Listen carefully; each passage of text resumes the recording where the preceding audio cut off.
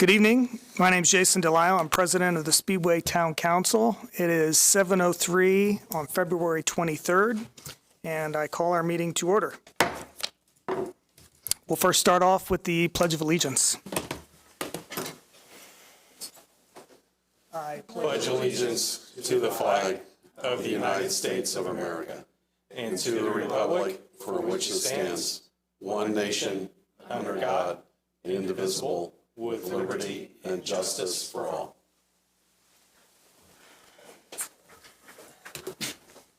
All right, quick introductions here.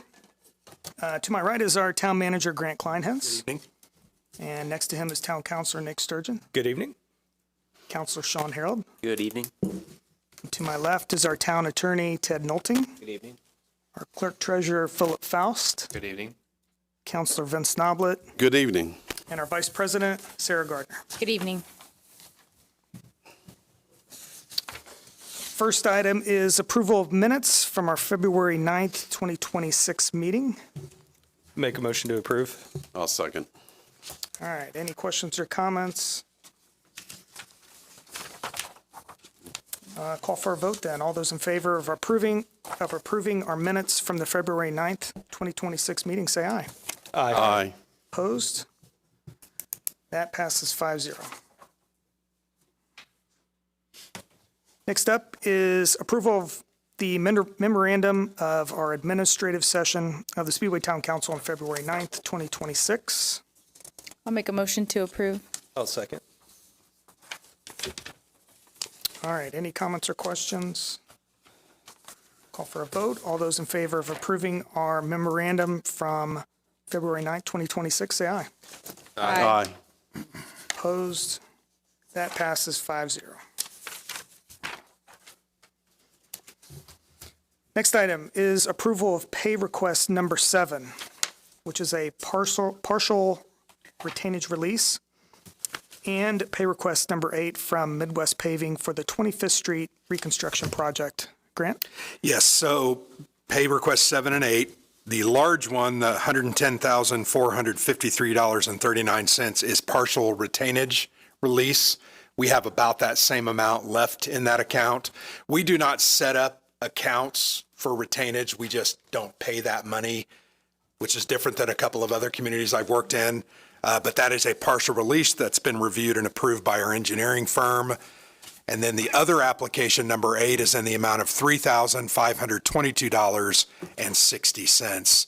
That will leave a balance of about $325,947 for the final completion of that project. So we recommend approval of these pay requests. I'll make a motion to approve. I'll second. All right, any questions or comments? I'll call for a vote then. All those in favor of approving pay request number 7 and pay request number 8 for Midwest Paving for the 25th Street reconstruction project, say aye. Aye. Aye. Opposed? That passes 5-0.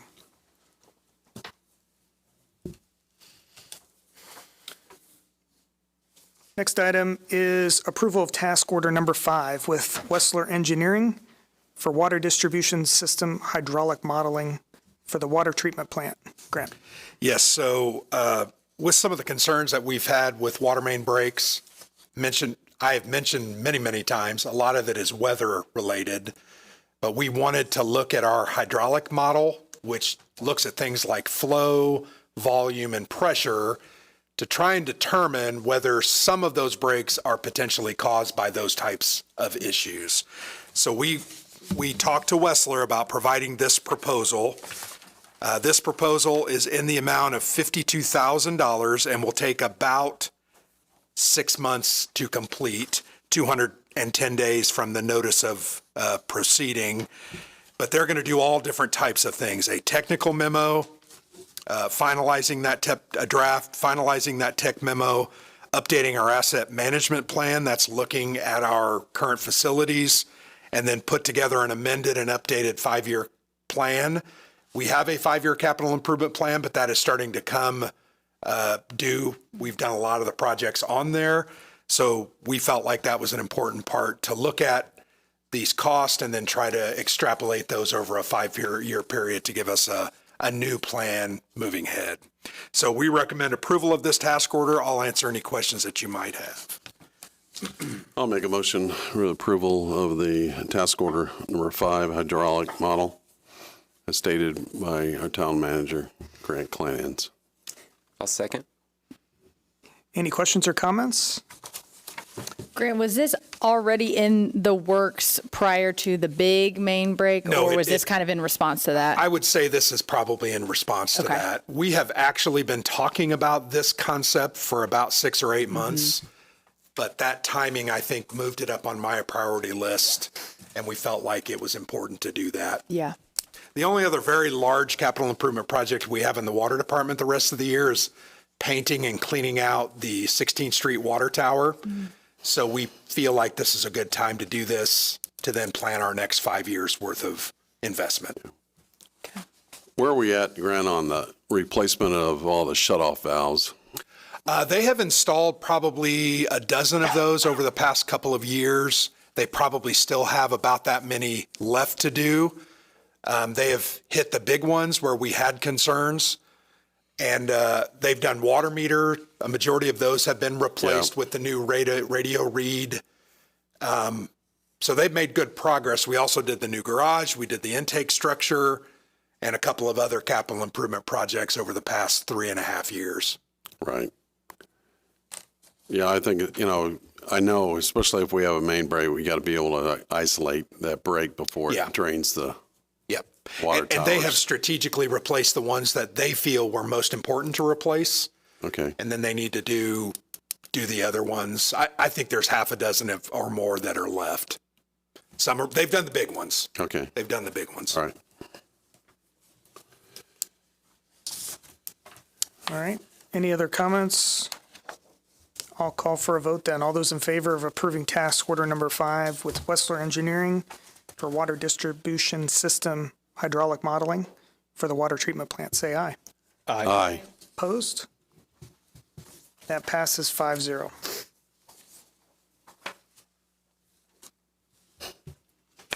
Next item is approval of task order number 8 with Wessler Engineering for pretreatment and industrial waste discharge permits assistance. Grant.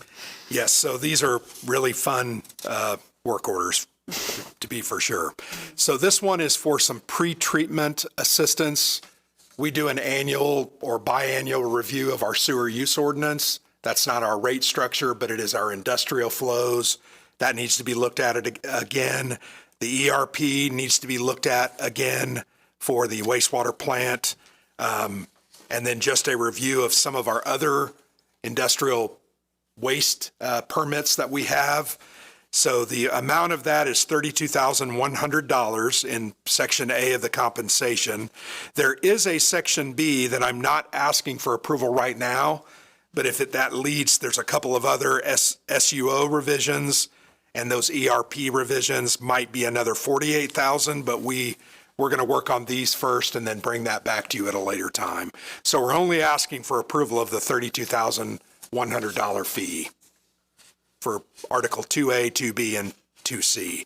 Merrill Brothers is also one of those items. We've been working with the town attorney. Is there a concern? Just gonna see if we're gonna scratch out paragraph B then. Well, it says if requested in writing. So in my opinion, writing would be I bring a proposal to you guys and you sign it, but I'm not the attorney, so. So anyway, Merrill Brothers, we've had some issues with them. They have assisted with that and will continue assisting with that. So I'll answer any questions that you might have.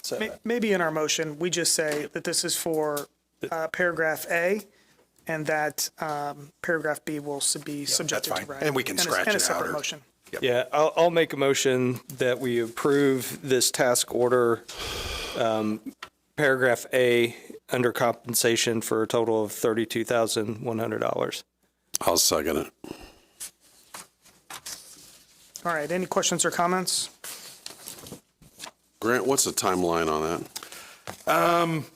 They didn't really spell out a timeline, but I know start working on it. I actually received this at the end of December, and I've been asking them questions about it. It'll take 3 or 4 months for them to finish this up.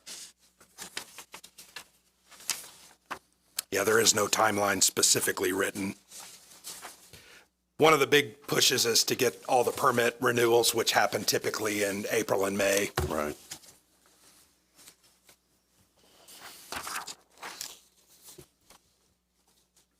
All right. Any other comments? All right, I'll call for a vote. All those in favor of approving task order number 8 with Wessler Engineering for pretreatment and industrial waste discharge permits assistance, with the caveat that we're focusing on paragraph A, and paragraph B will be a separate item for approval. All those in favor say aye. Aye. Opposed? That passes 5-0.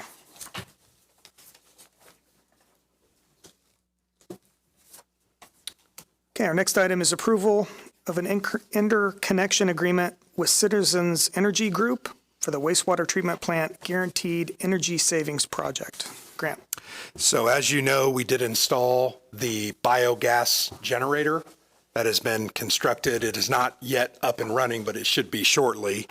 In order for us to connect into IPL's power grid and in essence transfer the energy we are making to their grid, we have to have this interconnect agreement. It does not outline prices. It does not outline, it just gives us approval to connect that generator into their system. It also gives us requirements with some insurance coverages, which meet our liability limits. We recommend approval of this. We will sign it, get it to them, IPL, and they will get it back to us so that we can hook that generator up, finalize it, and get this all wrapped up. I'll make a motion for approval of the interconnection agreement with AES I'll as second. stated. All right, any questions or comments? So Grant, is that fully operational right now? It is not. It is not. What's it lacking? Hooking it up is one of the things that's holding us back. Okay, but They also have a part that is still on order and it should be arriving shortly. okay. And then, but it's generating power now, right? It is not. It's not even operating. running? Nope. Okay. Nope. We were hoping to have it all running by the end of the year, but the delay in that part, it was about a 20-week lead time, really slowed that down, and that's just a market factor. How are you going to determine the potential cost savings of 200,000? When does that start? Yeah, so When it they're kicks required off? to do an investment grade audit every single year. Mm-hmm. Once that's hooked up, they will compare our costs for electricity, from the previous year and the new cost, and then they will calculate that savings, provide that to us. Remember, we have an agreement with them that if they Right. don't save what they said they were going to save, they have to write us a check. Yeah. So it's a guaranteed energy savings agreement. Okay. All right, any other questions? I'll call for a vote then. All those in favor of approving our interconnection agreement with Citizens Energy Group for the wastewater treatment plant guaranteed energy savings project, say aye. Aye. Opposed? That passes 5-0.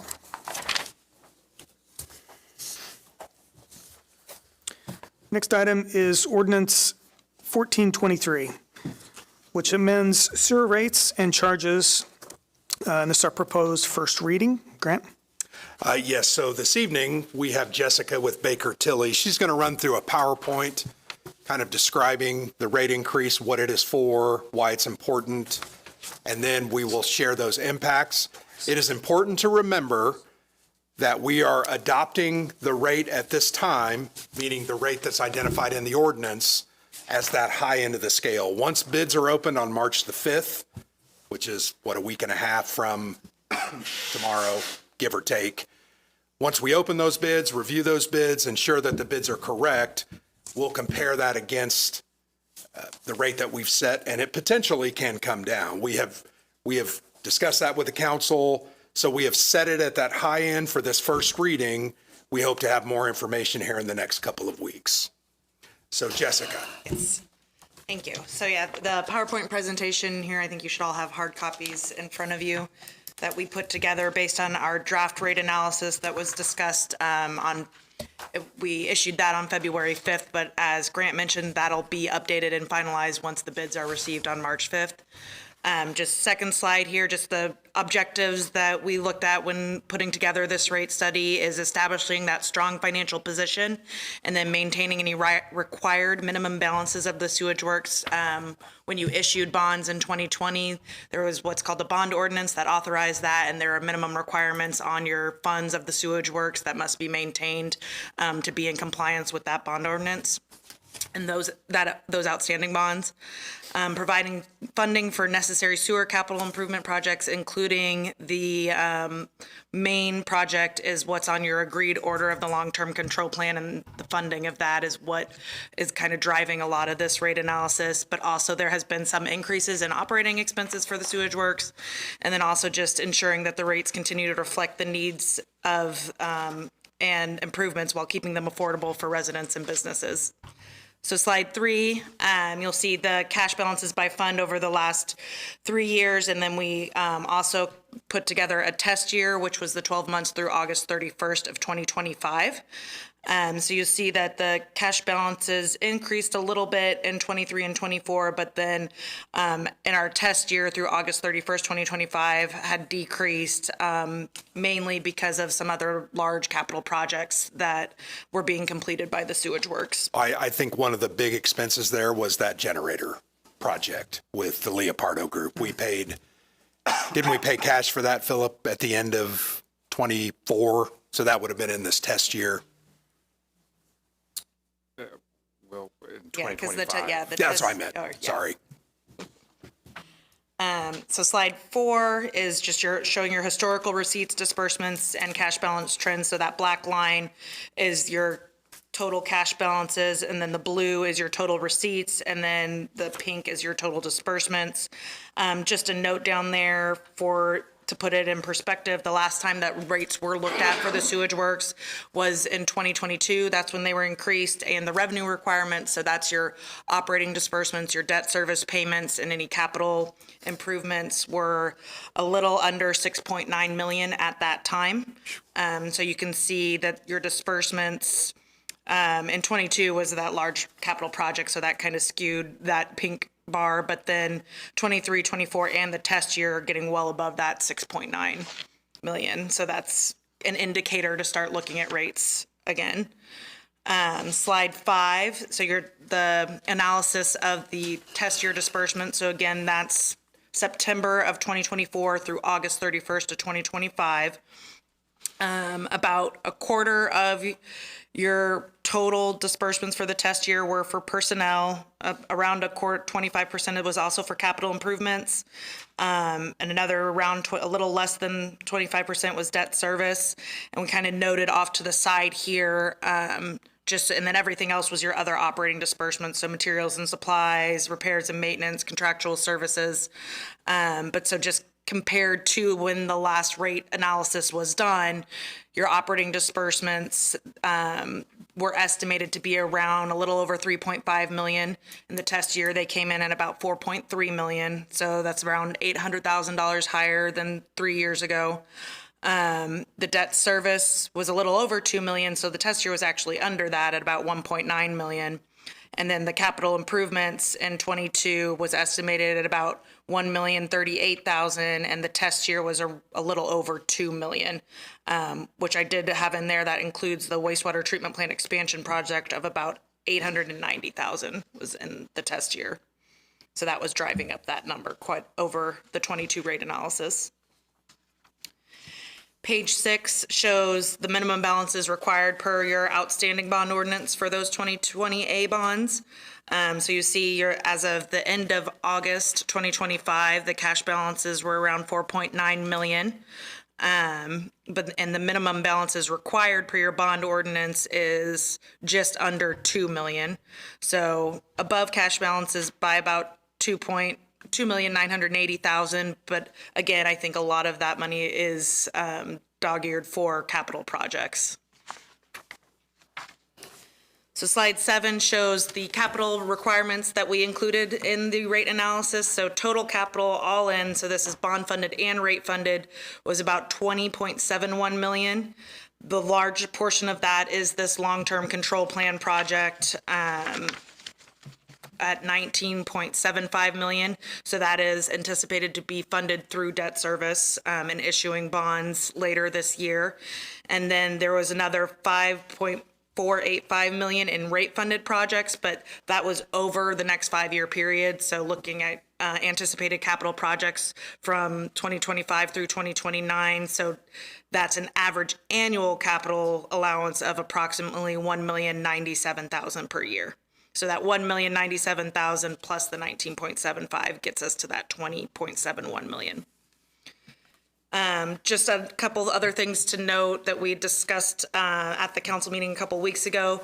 But so for this presentation, we're assuming that the bonds or the project will be financed through a competitive sale on the open market and amortized over 20 years. If the council did want to go forward with a negotiated sale, that is an option. It can make the timeline not as long. You can shorten some of the timeline. I think Brian Bosma sent out a updated timeline at the end of last week. But so right now we're looking at having that bond sale on May 14th so that we would close by the end of May because the bid period, those bids expire. The holding period is 90 days. So that expires on June 5th to get started on the project. And so, but as far as negotiated versus competitive, typically we see better interest rates come in during a competitive sale, but as far as utility revenue bonds, we're seeing them pretty comparable right now. So if you knew there was an underwriter you wanted to work with, it's certainly something we could discuss. And then also another decision for the council that we talked about a couple of weeks ago is as far as structuring that debt, whether we wanted to wrap the debt service around your currently outstanding 2020A bonds or just keep the debt service level. And so just noting that wrapping that debt lowers the rate impact, but it increases the total present value of the interest that you would pay on that outstanding debt. So here are on slide 8 is just summarizing those financing alternatives. Just noting that we did look at the state revolving fund. The town did apply for that funding through that program. However, the project, after SRF went through all of their ranking, the different metrics that they look at, it was 18th out of 30 on that project priority list and not within the fundable range. So what that means is that they wouldn't qualify to go through the traditional SRF loan program and receive that subsidized interest rate, but you could still tell them that you're interested for what they have called the pooled program, which is where SRF pools a bunch of projects and communities that are on that project priority list that did not fall within the fundable range for the traditional loan. And they use their AAA rating to issue debt to get a lower interest rate for those communities. However, we did reach out to SRF and said that the town was interested in that. But because of the market we're in right now, that program has also become very competitive. So with the timing of bids for this project and when Speedway needs to get started, the earliest for the pooled program that SRF had indicated that they wouldn't have any space within their calendar for Speedway to participate in this spring pool, which is happening here in the next couple months. So that would make them move to the fall pool, which usually prices in around November and October, beginning in November of 2026. So just based on the timing and when this project needed to get started, it was determined that was not an option. So then that brought us to the next option of the open market. We also, I guess to mention, we also looked at the Indiana Bond Bank, but Indiana Bond Bank only funds up to 10 million. So with this project falling at just under 20 million, that's not an option either. So you'll see the level and wrapped there with the par amount of 19,750,000. And so that's one of the things that will get trued up once we open those bids. We expect that to come down from that par amount once we have those construction bids. And then there's also some non-construction costs in there that they're working on truing up right now in our rate analysis. But so you can see just a general idea based on that par amount, the difference in total gross interest between level and wrapped. Whereas level comes in right under 11 million of gross interest and wrapped is 12.3 million. So wrapping the debt is around $1.3 million more in interest over the life of the loan. So that's 20 years. And then the next two lines show you what that difference in the across the board increase would be. So at level, it's 45.41% increase, and at wrapped, it's 32.55%, which at an average monthly residential bill, that's a difference of about $3.40. So level would be an increase to $38.45, wrapped to $35.05. And that's your monthly customer bill. Then slides 9 and 10 just kind of show you that proposed combined level debt service versus the proposed, slide 10 is wrapped. So I forgot to change the word level to wrapped there. Apologies for that. But you'll see in both scenarios that combined debt service, there is a drop off in year 2031 on both of those scenarios. So wherever the rates are increased to afford, there will be a drop off and some room within where your rates are set for additional capital projects or operating disbursements, but that's 5 years down the road.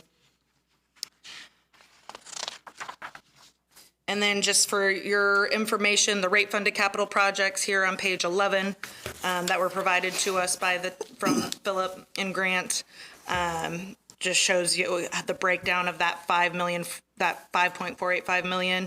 But so just some of the larger ones, the new Chapel Hill lift station, there's repair and replacing the electrical system, septic tank elimination, then there's some annual treatment system and collection system maintenance and upkeep. Then slide 12 shows you the annual revenue requirements for the level versus the wrapped bond issue. So your operating disbursements at approximately 4.8 million, a little over that. We maintained payment in lieu of taxes at what has been paid historically, the 275,000. Then debt service on the outstanding bonds, just under 2 million. And then that middle line, that debt service on the proposed bonds and the debt service reserve, that's what changes between the two options, where level would be just under 1.5 million, whereas wrapped is about 820,000. And then the difference in the reserve there, the 200, almost 300,000 for the level, and then 164,000 for the wrapped. And then also that annual replacements and improvements of about 1.1 million. And so compared to your total annual operating seats that were brought in during the test year was the 6,225,600. So that's additional revenue of a little over 2.8 million if the level option is chosen, or just under 2.1 million if the wrapped option is chosen. So that again shows you the percentages there. At alternative 1, the 45.41%, and alternative 2, the 32.55%. And as Grant mentioned, so what is in front of you in the rate ordinance right now is that alternative 1, the 45.41%, since it's the highest alternative, because you can introduce high and you can bring those rates down for the public hearing, you cannot increase them after it's been introduced. So, and we will know that once we open the bids on March the 5th. That'll be a big driver. And then the only other discussion point that we've had with the council that we need to understand is that level versus wrapped, which, as she said, $1.3 million in additional interest over the 20-year life of that bond if you go the wrapped version, which lowers that rate, which is counterintuitive, but it's taking your existing debt, allowing some of that to be paid off, and then backfilling that with the new debt. That's kind of the easiest way to describe that. Yeah, and so then page 13, just looking at some cost drivers here for the rate increases. So the level rate increase, which is that 45%, About a little over half of that is driven by the debt service because there's higher per dollar amounts for the debt service in there. And then about 43% operating disbursements. For the wraps, when the increase is only that 32.5%, then more of that 32.5% is driven by operating disbursements, and only 40% by the debt service. And then slide 14 shows you the current monthly bill based on 4,000 gallons for Speedway, as well as other communities, either neighboring communities or similar sized. But so currently, again, at $26.44. With the wrapped structure, that would be $35.05, or with the level structure, would increase to $38.45. Any questions? Before we get to questions, does anybody have a motion? I don't think we've had a We motion don't for need a this. motion. on Yeah, the it's first- first reading, so we yeah, don't need a perfect. motion, yeah. So the only other thing I want to point out about this comparison graph here is if you notice the far right number, that's Indianapolis's current sewer rate at $55.57. Then you compare us to a lot of the other communities around us, for instance, Beech Grove, Lebanon, West Central Conservancy District is basically south of Ben Davis High School, kind of in that area. Those are comparables to us because they're right within our market. And then you do have some, Zionsville's a little higher, Fishers, Plainfield, Shelbyville, and Greenwood are currently lower than our proposed rates, but higher than our current existing rate. And then one final comment, go ahead. Oh, I was going to say, yeah, just a note on that. I think we have this at the bottom, but just, I like to compare this graph because it's a snapshot. It's like always playing leapfrog. So you never know when other communities are looking at their rates until that's public knowledge and it's been introduced as you are doing in a rate ordinance. So you won't know that until it happens. So once again, the ways that we can potentially lower that amount is better bids than expected, which we actually have estimated these bids high. We think they're going to come in lower than that, but that's all going to be dependent on the market and what the competition is. We have many plan sets out and we expect multiple bids on this project because it is a large project. The other decision is the wrapped versus the level. That's where you can drop that rate slightly. And the third and final option that we still have, we had some introductory comment or discussions over the past month. We potentially could use some of our cash on hand, whether it be from the wastewater fund itself or other funds. You know, we could use general fund dollars for any general governmental purpose. So there's some options there. Now, keep in mind, and we've had this, I think $1 million in cash only lowers that rate. I can't remember that it was. Oh, yeah, I didn't bring that with me. It was 30 cents, I think is what it was. I think that's off what the I top of my remember, head. yeah. So if you spend $3 or $4 million in cash, you can knock $1 off of that. But then the conversation becomes what might come up that we haven't anticipated yet. You know, we have had sewer. The force main broke a couple of years ago. That was $1.5 million that we had to pay immediately. Those kind of things happen. And then my final comment, I know rates and rate increases are not on anyone's list of things that they want to do or seen done. We have this capital improvement project that we have to do. We're being told by the state that we have to do it. The way to fund that is to do these things that we've talked about. We can get that rate as low as possible. A majority of this rate is for that capital improvement and future near-term capital improvements. There is a small portion that is operational related. We have had to pay our operators more. We have become in a market where it's extremely competitive. We've had to increase street employees that potentially come out of the wastewater fund because they clean the sewer lines. Our operators, because they operate the plant, our maintenance techs. We've had to pay those folks more to remain competitive. And keep in mind, and this is something I discussed with Vince today, if we can't do these projects, we'll sell to some place like Citizens or Indianapolis. They'll operate them and you can see what your rate, and then we lose total control over that. None of us here sitting at the dais, Philip, myself, want these rates to increase. Neither does Brad Sloan, our wastewater superintendent. We've staved these things off. We've done the projects that we need to do. We have another project that is coming. We have to make that tough decision now. I feel responsible because I'm the town manager. I'm in charge of the operations of the community.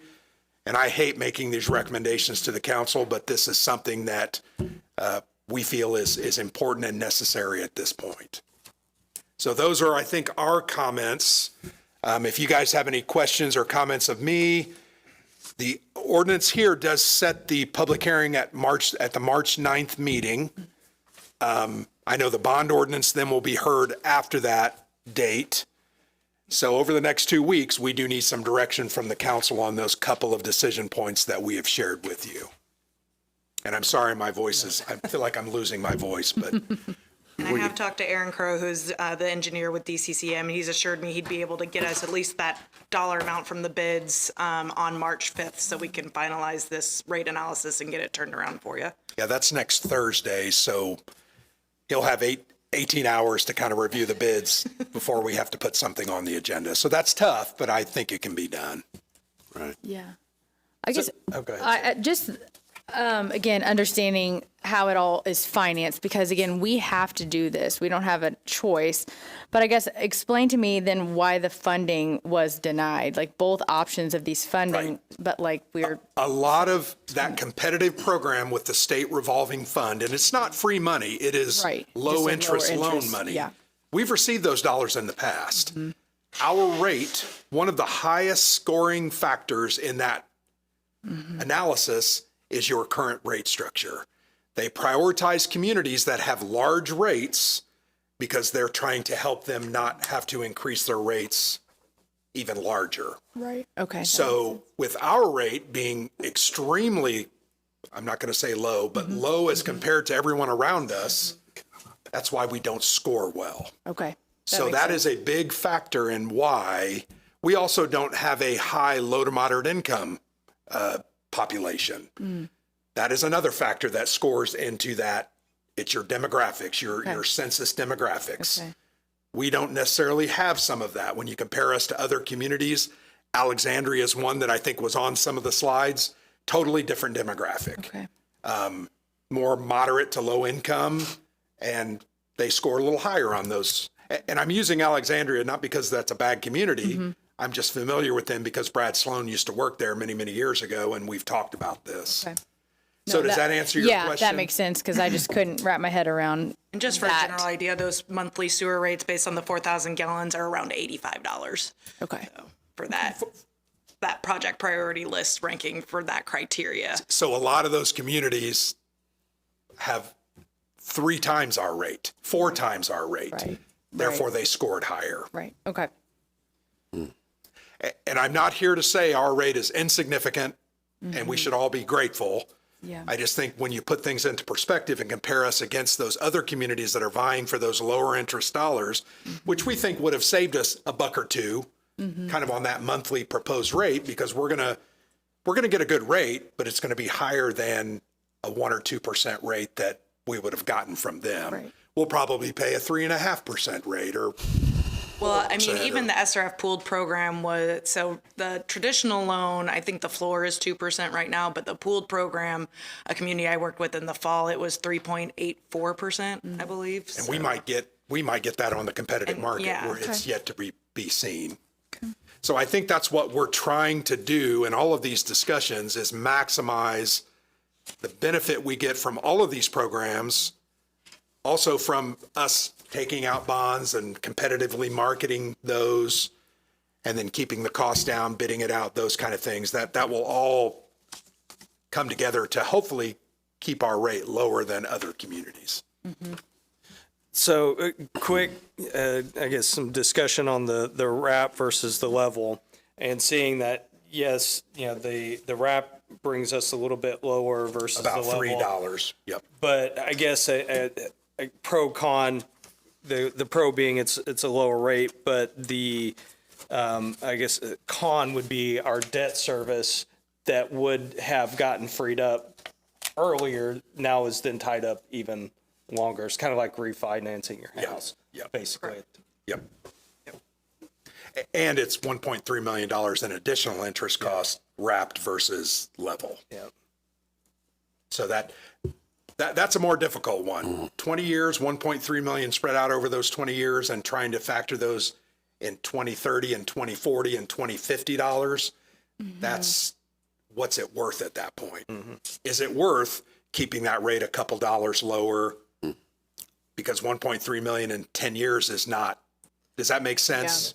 Yeah. And those are the net present value of dollars that you always have to take into account when you make these decisions. So Grant, I know, we've been in the past, since the 70s, replacing our storm water away from our sewer water and diligently coming into compliance with IDEM on We're about 95% separated. all of that situation. And, looking at some of these other utilities around and what they were faced with. But, we've invested a ton of revenue in relationship to making sure that plant is up to speed in terms of handling the requirements laid down by IDEM. Number one, do you see any other requirements coming downstream from the federal government There's or always state government? new requirements. Just wait a couple of years and there'll be a new requirement. One that we know is upcoming is phosphorus removal. That's in the next 3 to 5 year horizon, and phosphorus is contained in everything that we use, create. It's a biological piece of matter, and we're going to be required to reduce the amount of that in our system over the next 5 years. We've not been given any direction from the federal government of the state, but that So is are we something high right now? Are we high right now? based on what they want it to be, yes, as is every community in the state of Indiana and across the nation, if that So becomes the standard. What kind of investment would we be faced with? I don't have that You don't information have off the an top idea? of my head. Could be a couple $1 million, could be $5 million. I don't think it's much more than that. Okay. But all of our infrastructure to date, I mean, discussing it with Brad, we're not looking at, we're going to be replacing any of our big tanks because, I mean, this is no, a significant investment. The study that Baker Tilly put together took input from Brad, myself, Philip was involved in those discussions and but we identified about $1 million worth of capital improvements over the next 5 years. So think of that as a $5.5 million price tag for something over the next 5 years. But Right. those are things we believe with this new rate structure, those can be accomplished within the parameter. Now, if we have a $30 million project come up, we're going to be back at the table discussing this again. Wrapped or unwrapped or whatever. All that. Yeah. Right.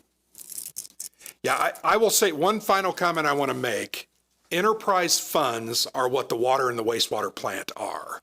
They are designed to run like a business, meaning the dollar amount that it takes for you to treat your sewage or treat your water is what you charge to the customer. Right.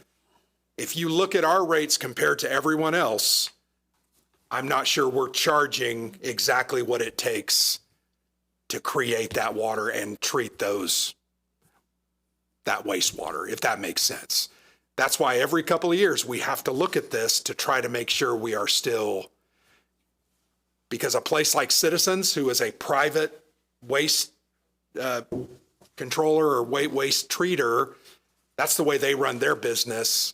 And that's why Indianapolis is so high. We're not trying to be that. I'm just using that for perspective. It might have something to do with that $1 billion channel that they. That was a big project. Yeah. $1 billion. Yeah. Unreal. And they just finished it, last year, I think. They'll be turning around doing that again here in 5 years, probably. I don't know. Yeah. But capital improvements never go away. When you have a plant, and particularly a plant that's 40, 50, 60, 70 years old, you're going to have to continually reinvest and invest in that plant. Right. I know one of the questions I'm asked often is, well, we raised the rates 5 years ago for capital improvements. That capital improvement's done. Why haven't we lowered the rate? because we've got more stuff that has now come up, and we're hoping not to increase your rate only when we absolutely have to, if that Right. makes sense. Right, it is. Yeah.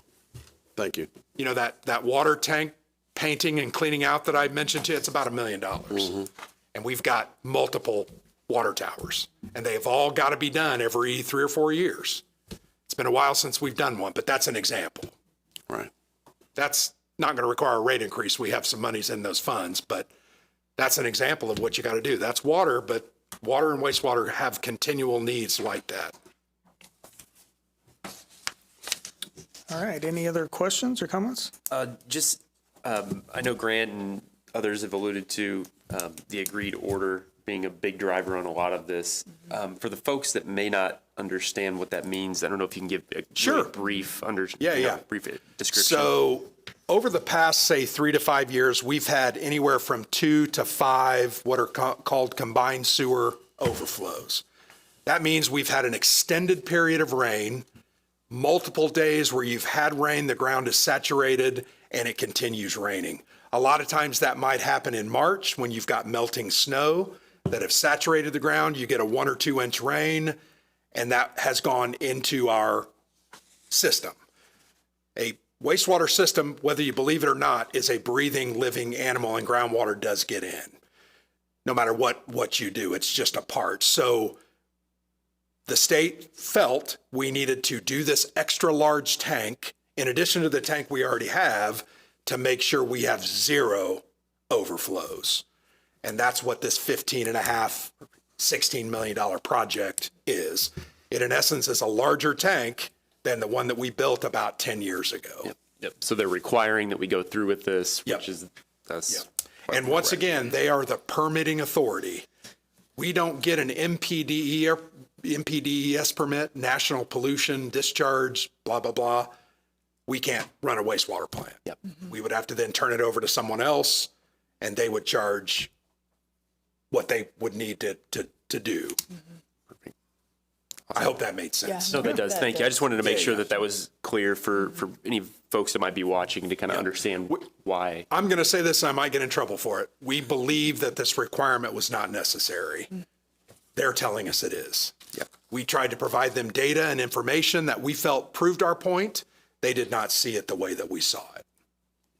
So we had to acquiesce and agree to the agreed order. All right, thank you.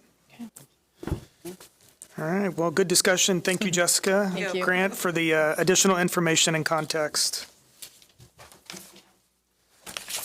All right, our next item is approval of insurance proposals for property and casualty insurance and cybersecurity insurance coverage. Philip, Actually, real quick, do we skipped need to? over 9. Yeah, we need to. that's right. Formally. We did skip number 9. Yeah, I would like to make a motion to table item 9 for this evening to push to next meeting. Okay. I'll second. All right, any questions or comments? All right, all those in favor, say aye. Aye. Aye. Opposed? That passes 5-0. Okay, now, item 10, approval of insurance proposals for property and casualty insurance and cybersecurity insurance coverage. Philip. Thank you. Unfortunately, didn't figure out a way to put this in a good slide presentation for the public, but we do have some good news. We have multiple options for you to consider.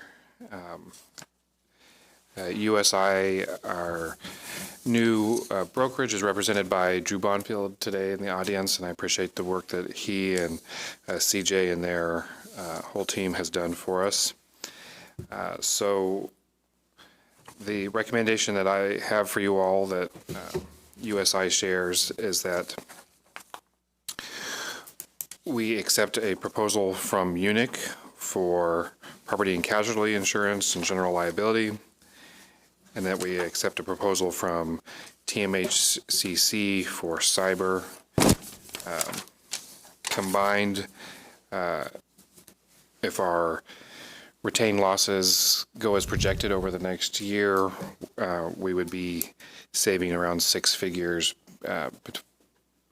compared to what we have paid over the March 2025 to March 2026. So good news on that end. All right, I'd like to make a motion that we approve the Munich and TMHCC and authorize Philip to negotiate on the town's behalf. I'll second it. Okay, any questions or comments? My one comment is I do want to thank Philip for his hard, diligent work on this. This is not fun, right? I was involved in these interviews. I can assure you Vince was as well. They were not fun. Love on. insurance guys, but thank you, Philip. I think saving $105,000 is a huge thing for us. Appreciate it. Yeah, Okay. agree. Okay, I'll call for a vote. All those in favor of approving our insurance proposals for property and casualty insurance and cybersecurity insurance coverage as presented by Philip, say aye. Aye. Opposed? That passes 5-0.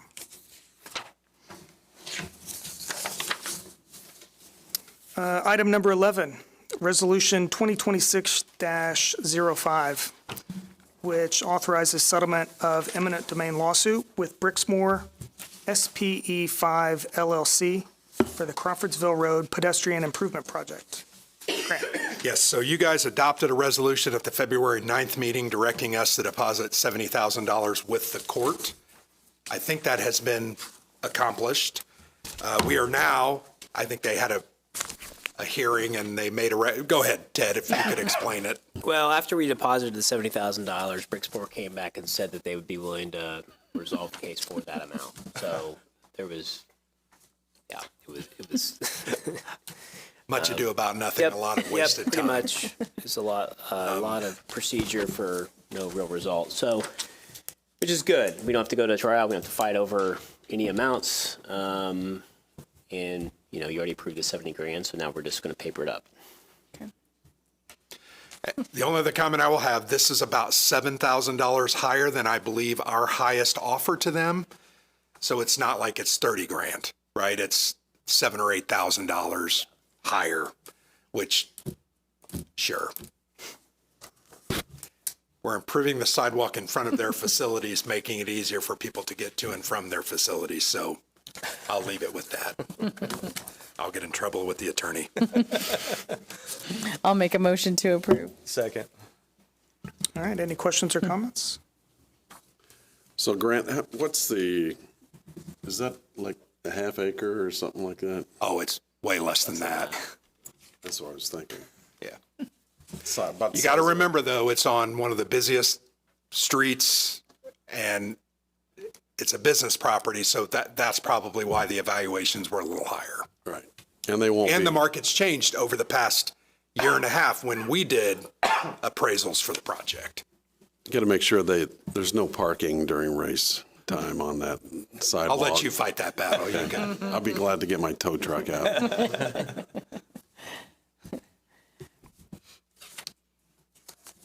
All right, any other questions? I'll call for a vote. All those in favor of approving Resolution 2026-05, which authorizes settlement of the eminent domain lawsuit with Brixmore SPE5 LLC for the Crawfordsville Road Pedestrian Improvement Project, say aye. Aye. Opposed? That passes 5-0.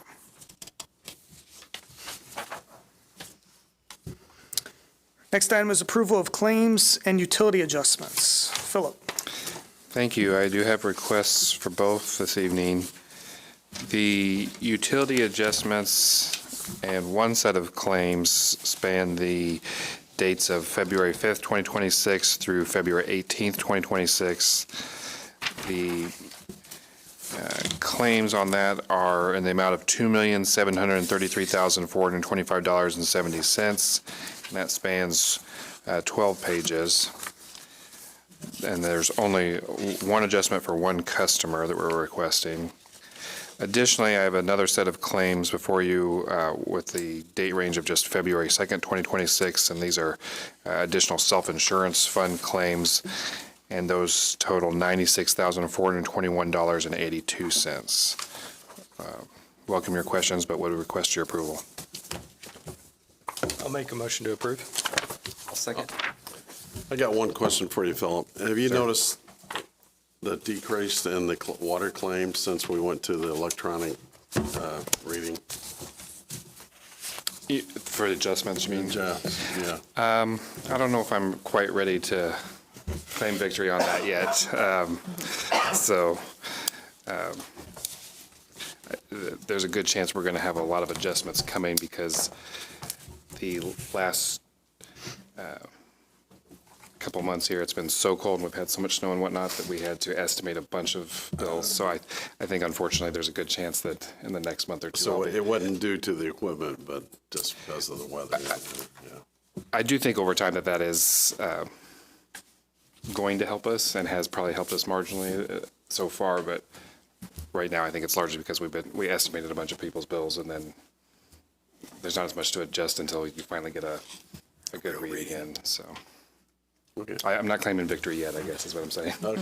Proof is in the pudding. Got it. Yes, sir. All right, any other questions? I'll call for the vote. All those in favor of approving our claims and utility adjustments as presented by Philip, say aye. Aye. Aye. Opposed? That passes 5-0. All right, next item is our town manager report. Unfortunately, Grant. this evening, I do not have anything to report. I've spoken enough. You got it all out during the... It's all out. Yeah, I don't okay. even know if I have any words left.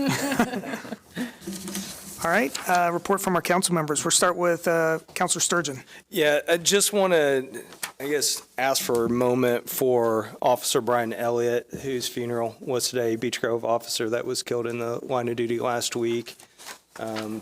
Always tough when a public safety officer, whether, or firefighter is killed in the line of duty, but just like to ask for a moment of silence to remember him.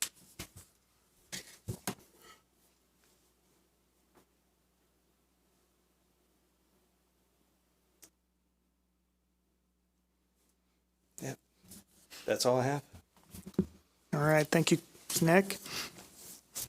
Next up is Councilor Sean Harold. Yeah, I just wanted to thank everyone who came out to the State of the Town last week. I thought that was such a great event. Thank you to IMS for allowing us to hold it there in the media center. I think it's always fun to get to celebrate all of the amazing things that are going on in town and to get to do so with a lot of the citizens. So big thank you to Cheryl McElroy, who really organized the event, and I think she did such a nice job. So thank you for that. And again, as the team today kind of talked a lot about, any fee increases here, just reiterating, we take this very, very seriously. Obviously, our hands are tied somewhat on some of this here with the agreed order, but just wanted to reiterate that fact that this is not something we take lightly at all, and we'll do everything we can to evaluate our options to minimize the impact as much as we can. So, with that, that's all I've got tonight. All right, thank you, Sean. Next up is Councilor Vince Noblet. No, I got one thing to say in relationship to the new athletic annex that went into the Speedway High School. I was totally blown away with the size and what it's going to bring to our community.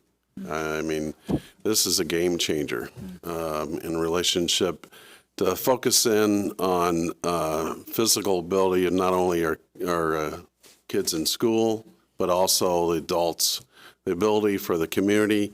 That's one thing that we lack in this town is a community center.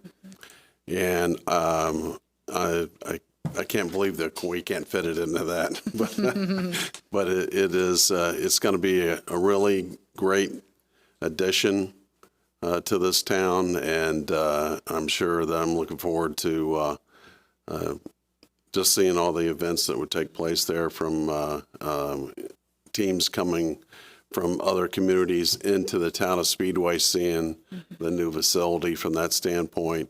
It's a good way that we can keep pace, and also it will help at least a large portion of our not only the kids but also the older parents, older grandparents staying healthy and more active, especially in winter times when we got 20 degrees below zero. We still got a nice place to go and get the miles in, and from that standpoint. And also, it's a ability for the community to get together and meet, so that you can meet your neighbors instead of just waving at them as you go by, and from that standpoint. So just hat goes off to all the individuals that were participated in getting that done. Thank you. That's all. Thank you, Vince. Next is our Vice President, Sarah Gardner. Yeah, just one thing tonight. In our small community, we wear multiple hats. So I am also the softball representative. So it's baseball, softball season coming up. So just encouraging those that have kids 4 to 12 to get their kids signed up. T-ball, baseball, softball, all that's coming. Opening days April 11th, and so just marking your calendars for those. I think registration closes March 9th, so that's coming up pretty soon. So get the kids signed up. Hopefully it'll be spring soon so we can be outside, or you can just be freezing in the cold, which that also happens. So that's pretty much it tonight. I guess one other comment just about, I know we skipped an item on our agenda. Just know, obviously, that's something we're still working through the details, and that that's coming. We have our next meeting, what is it? March 9th. March 9th, yeah. So we're just working through the details on that. That's all I got. All right, thank you, Sarah. Nothing from me tonight. So with that, our fourth meeting of 2026 is adjourned at 8:04.